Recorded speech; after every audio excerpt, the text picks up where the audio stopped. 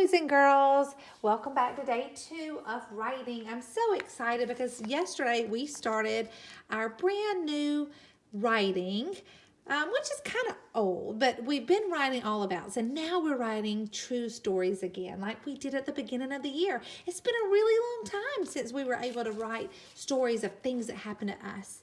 Even though every day we share things that happen to us with our friends and our family, we share the news, right? Like I went to Walmart and I got a toy.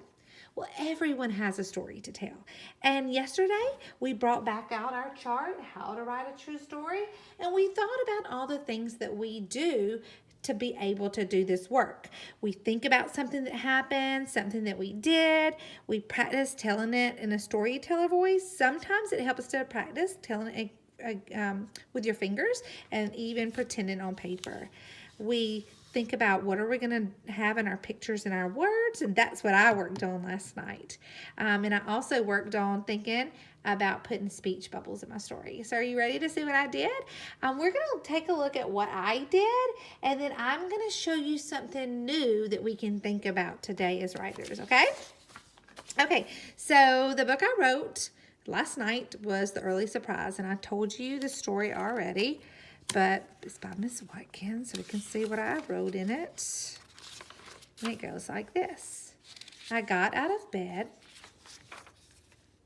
I got the gifts out of the car. I hung up the banner. I yelled at the girls, "Calm down!" We shouted, "Happy birthday!" Daniel was surprised. He said, "Wow." Okay, so right away I did all of the things that we know that good writers do. And today I wanted to show you that we don't just have to write talking in our speech bubbles and our talking bubbles. We can write it in the pictures and the words. So I'm going to show you how to do that today, okay? We can write it in the picture and we can even bring it to the bottom where the words are. So already I can go back and look where I had talking bubbles in the picture. None there, even though Mr. Daniel was snoring. And none there because there's nobody to talk to. I was in the garage. I'm probably talking to myself. But, and right here, here's a good spot. Okay, this is where I yelled at the girls, "Come down!" And you can see "come down" in my speech bubble. But in my words down here, it says, I yelled at the girls. Well, guys, what did I yell at the girls? Come down. So I can write that in the picture and the words. I yelled at the girls, "Come down." And you remember that I told you that those little marks that look like lips, they go together. They're like little bitty lips. I'm going to put them right there. Calm down. We shouted, "Happy birthday!" You know what?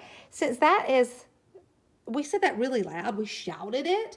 And I want that to be really big because it's important. It was the whole birthday story about getting ready. I'm going to do that in big dark letters. And all I have to do that is go back over them with black. Hopefully I'm not making the camera move too much. I'll be shaking it. But I'm just going to make it like bold, dark letters. So not only do we know that it's important, but that just makes our story even that much more cooler. Remember, we even learned this in nonfiction. We learned that one way to make your story fun to read is to not only have speech bubbles, but to have bold words in there. And there it is. Happy birthday. And Daniel was surprised. He said, "Wow." I'm going to make that bold too. Okay. So today, as you're thinking about your story, you may not even have your story finished, and that's okay.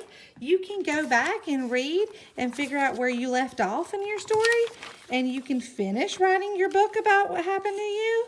But if you have finished writing about your book, you can find places where you have talking bubbles, and you can write it in your picture and your words. And you can also think about those pop-out words.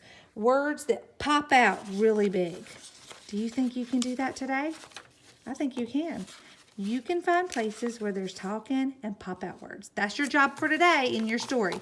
Okay, I can't wait to see the pictures of your writing. Off you go.